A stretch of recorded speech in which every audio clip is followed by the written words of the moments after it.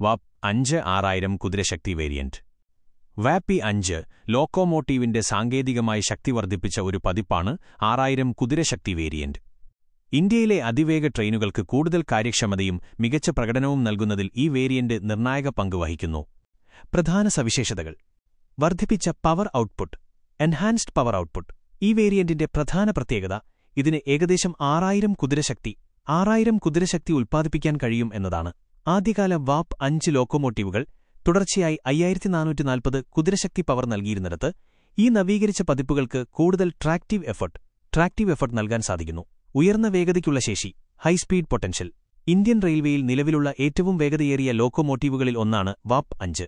ഈ 6000 കുതിരശക്തി വേരിയന്റിന് മണിക്കൂറിൽ 160 kilometre operating വേഗതയിൽ ട്രെയിനുകൾ വലിക്കാൻ കഴിയും.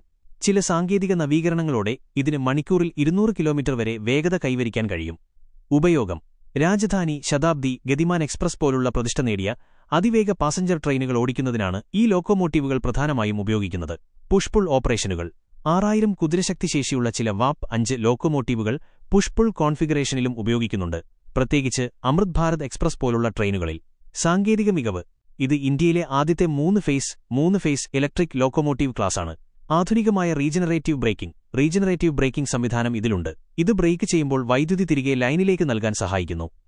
ഈ 6000 കുതിരശക്തി വേരിയന്റ് ഇന്ത്യൻ റെയിൽവേയുടെ അതിവേഗ പാസഞ്ചർ ഗതാഗതത്തിന്റെ വേഗതയും കാര്യക്ഷമതയും വർദ്ധിപ്പിക്കുന്നതിൽ വലിയ പങ്കുവഹിക്കുന്നു.